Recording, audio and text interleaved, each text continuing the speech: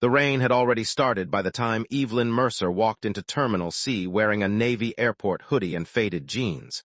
Nobody recognized her, which was exactly the point. For the last 12 years, Evelyn had transformed Altair Air from a failing regional airline into one of the fastest-growing aviation companies in the country. Investors praised her leadership. Business magazines called her the woman who saved American aviation. But the reports arriving on her desk every month felt sanitized. Too clean, too polished. Employee satisfaction, excellent. Management efficiency, excellent. Customer experience, improving, yet anonymous complaints kept appearing in buried internal emails.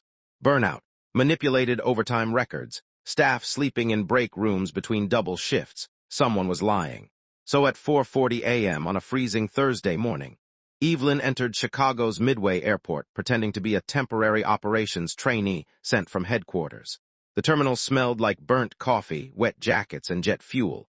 Workers moved like ghosts beneath fluorescent lights. Most barely looked at her, except for a janitor named Rosa who offered her half a muffin and quietly warned, "Don't ask supervisors for help unless you enjoy getting blamed."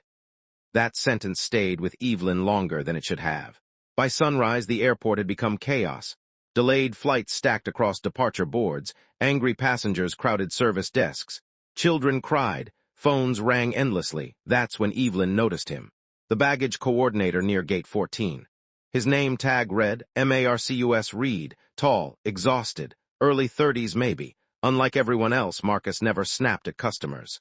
Even when a businessman cursed at him over a delayed connection, Marcus calmly helped rebook the flight while quietly handing the man's little daughter a stuffed airplane from the lost and found bin. The child smiled instantly. The father didn't even say thank you. Evelyn kept watching. Marcus skipped his own break to help an elderly couple whose medication had been lost in transit. Later, he helped a frightened teenage employee calm down after she accidentally sent luggage to Denver instead of Dallas. But underneath his patience was something heavier, something breaking. Around noon, the storm worsened. A grounded flight triggered a screaming match near the gate. Passengers crowded the counter while supervisors barked orders like drill sergeants. Then disaster hit. A wheelchair-bound passenger was left stranded alone near security after staffing shortages pulled attendants elsewhere. Marcus rushed over immediately. But before he could help, the operations manager exploded in front of everyone. "Maybe if you stopped acting like some charity worker and actually did your damn job, we wouldn't be drowning right now." The terminal went silent. Marcus froze. Evelyn saw it happen in real time, that tiny moment where humiliation crushes whatever energy a person had left. Marcus apologized quietly, then kept working. No argument, no anger, nothing. Which somehow hurt more to watch. 2 hours later, Evelyn found him sitting alone near the underground luggage conveyor belts. The roar of machinery almost drowned out the sound of him crying. Not loudly. Just enough to know he thought nobody could hear him. In his hands was a worn photograph of a teenage girl smiling beside a lake. Marcus stared at it for several seconds before whispering, "I'm sorry, Lily. I'm still trying." Evelyn felt something cold move through her chest. Later that night, unable to sleep, she ordered a confidential review of Marcus Reed's employee records. The truth made her physically ill. Marcus wasn't struggling because he was irresponsible. He was drowning because the company had failed him. 3 years earlier, Marcus's younger sister Lily had died waiting for an ambulance during a winter storm.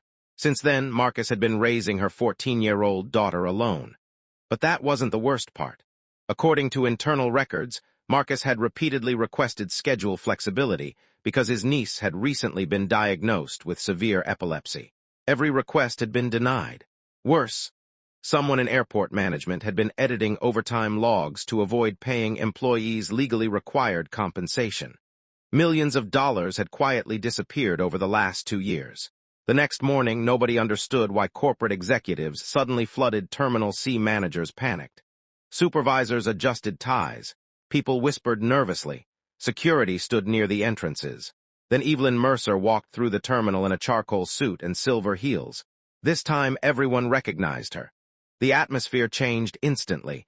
Marcus looked genuinely confused. The operations manager who had humiliated him the day before suddenly smiled so hard it looked painful. "Miss Mercer, if we'd known you were coming." "You did know," Evelyn interrupted calmly. The man stopped talking. Her voice stayed quiet, which somehow made it worse. Evelyn turned toward the employees gathered near Gate 14, then she looked directly at Marcus. "How long have you worked here?" "6 years," he answered carefully. "And in those 6 years," Evelyn said, "you've missed exactly one shift." Marcus nodded slowly. "My sister's funeral." The terminal became completely silent. Several employees lowered their eyes. Evelyn took a slow breath before continuing. "Yesterday, I watched this man get humiliated for helping passengers while exhausted beyond reason." Nobody moved. Then Evelyn held up a thick folder. "This contains altered payroll records, denied medical accommodation requests, and evidence of executive fraud inside this terminal." The operations manager's face lost all color. One supervisor actually whispered, "Oh my God!" Airport security approached management quietly. People began realizing what was happening. The executives weren't there for an inspection. They were there for arrests. Evelyn looked back at Marcus. "You should have never had to choose between your job and your family." His eyes immediately filled, but Evelyn wasn't finished. "There's one more thing." She reached into the folder and removed an old newspaper clipping. Marcus frowned in confusion. The article showed a car accident from 15 years earlier. A teenage boy had pulled a woman from a burning vehicle before first responders arrived. That teenage boy was Marcus, and the woman he saved was Evelyn Mercer. Marcus stared at her speechless. "I never forgot your face," Evelyn said softly. "Yesterday I finally remembered where I knew you from." The terminal was dead silent except for distant thunder outside the windows. Evelyn stepped closer. "You saved my life when you were 16. Marcus looked completely shattered now, not from sadness, from the unbearable weight of being seen after years of invisibility. That same morning, 4 managers were terminated. A federal investigation into payroll fraud began within days. Altair Air introduced emergency family leave, mental health support, childcare assistance, and mandatory overtime protections nationwide. But none of that became the biggest story online. The viral moment came from a cell phone video recorded by a passenger near Gate 14. In the clip, Marcus tries unsuccessfully to stop crying while Evelyn quietly tells him, "You carried everyone else for years." Then she handed him an envelope. Inside was the deed to a small lake house under his niece's name, the same lake from the photograph he carried in his pocket every day.